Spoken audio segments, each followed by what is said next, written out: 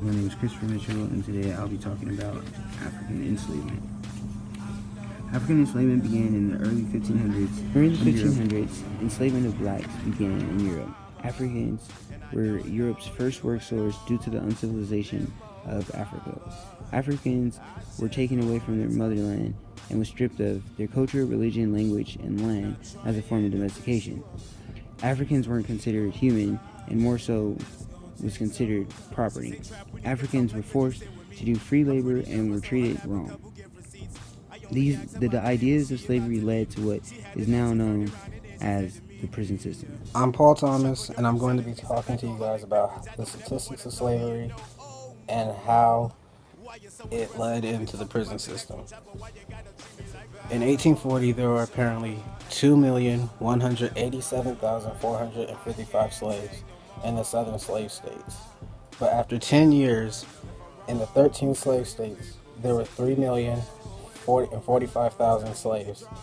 And after Texas was eventually added, about 50,000 more slaves were added to the total number, bringing it up to 3,095,000 slaves in the states. At this time, slavery was not only in the United States, but also was in South America, especially Brazil, where there were about 3.25 million slaves. Now, when you count together the amount of slaves in the U.S., South America, the Spanish colonies, and so on, you have a total of 7.5 million slaves. Slavery was a way for slave owners or masters to exploit a way to get free labor from a group of individuals deemed to be inferior and not even considered human. It was a way to get products out as low of a cost as possible, and it worked perfectly for while it lasted because it did just that. And the prison system today is now just a carryover from that. It is another way for big business corporations and tycoon investors to maximize their profits and get their products out in the cheapest way possible, not having to pay legitimate wages. For example, the nation's prison industry now employs nearly 750,000 people, more than any Fortune 500 corporation other than General Motors. When slavery was in, you had more than 3 million slaves in America. So now you have over 2 million people incarcerated in the U.S., more than any other industrialized country. So in other words, it's almost identical to the numbers from slavery, and the pursuit of money is one of the key things that lead into slavery having a new life. My name is Arturo Gil Gonzalez, and in this video I am going to be talking about incarceration rates. Some of the factors that could lead to someone being incarcerated is low education.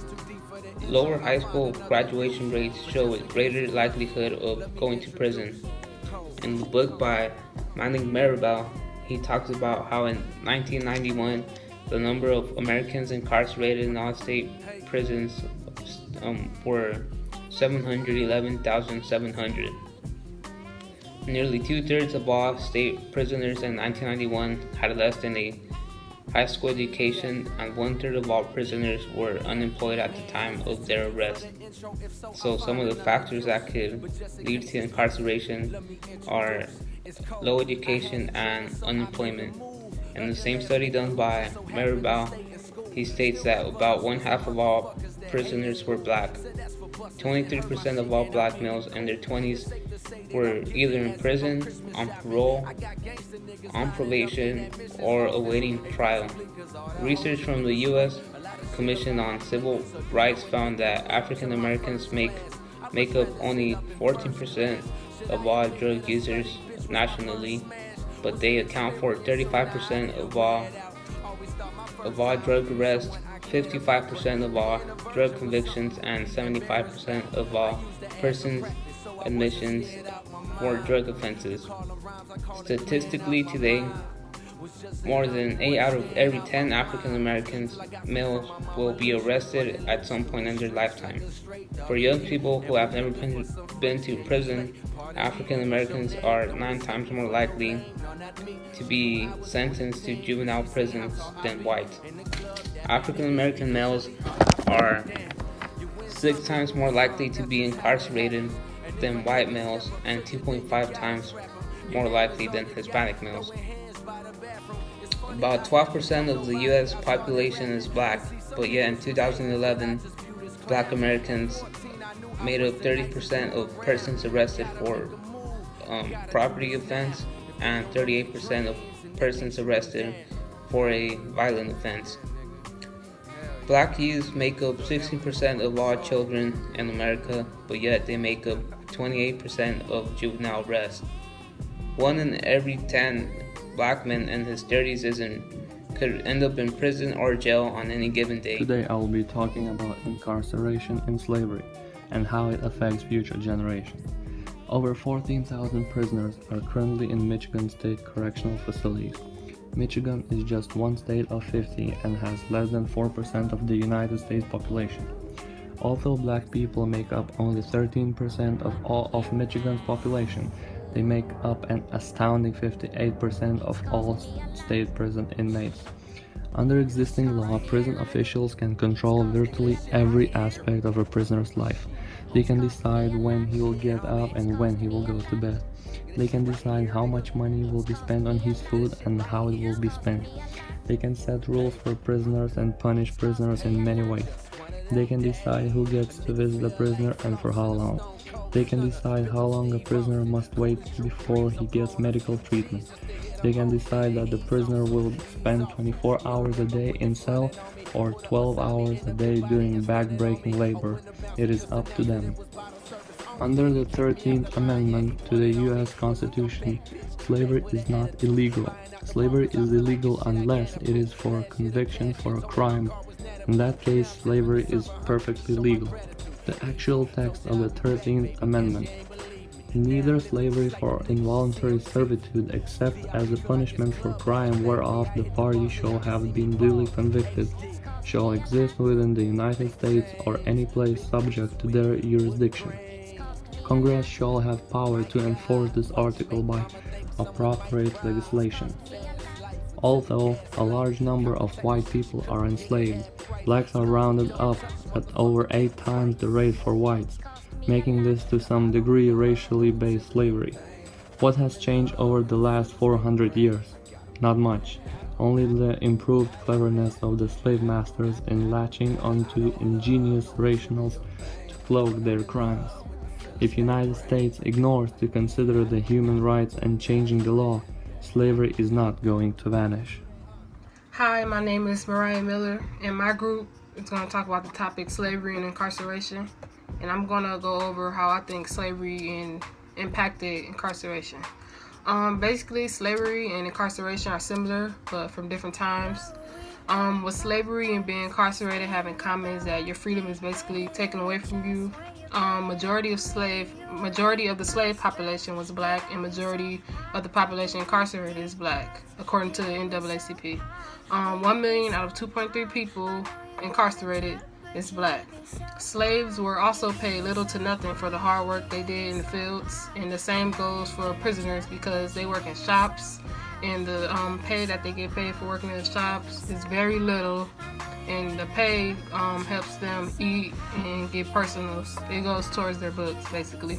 Also, when slaves were accused of something, they would instantly be punished for it, whether it was true or not. No one ever tried to figure out the truth. And that's just like in today's society, if a white woman accused a black man of raping her, he would most likely be charged and sent to prison based off her word. Also, slave masters and correctional officers are similar as well. They are similar because they get to tell inmates and slaves what to do and when to do it. And if a slave or an inmate didn't abide by the rules, they would be punished instantly. Also in prison, you have prisoners who have been there longer and feel like they run the place and feel like people who are new and just now come in, that they have to listen to them. Also with slavery, the slaves didn't like the head slave who was close to the master because the head slave thought he was better than the others. Others, I mean like the slaves who were not close to the master, or the field slaves as we like to call them. There are many ways slavery and incarceration are similar, but the two also have some differences. In slavery, they weren't allowed to learn how to read and write. But when you go to prison, getting your education is recommended. It is an option to you. Also, each prison has to have a law library. In slavery, there were slaves who slept in the big house, but in prison, everyone sleeps in the same type of bed, or in a cell or in a dorm. It depends on the prison. But as you can see, there are some differences and similarities between slavery and incarceration. So still to this day, slavery exists, just in a different form. People have suffered being put on the death penalty for murders that they never even committed. I will be talking about the executions of George Steiny Jr. and Troy Anthony Davis. On June 16, 1944, in South Carolina, 14-year-old George was executed. According to Washington Post, it only took 10 minutes to convict George of the two murders. People have suffered being put on the death penalty for murders that they never even committed.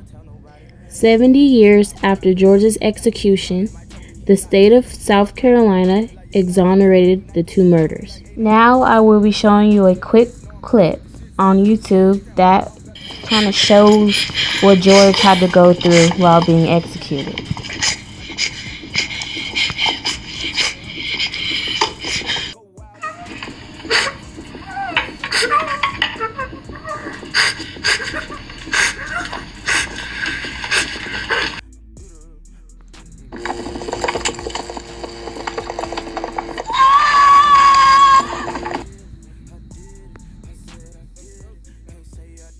Now I will be transitioning into talking about the Troy Anthony Davis execution that happened.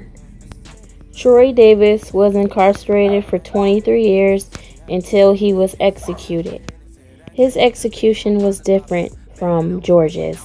They injected a mortal drug into his veins and he died slowly. Troy was convicted of murdering or shooting an off-duty policeman. Even before Troy was executed, they found new evidence that shows that he could not have been the killer. Having this new evidence didn't change a thing because they still executed Troy for this conviction. Troy was pronounced dead on September 21st, 2011, I believe at 10-something at night.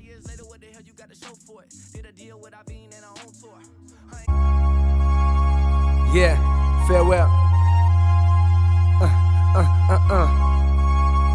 Hey, farewell. Hey, all my niggas, farewell. Vietnam. Yeah.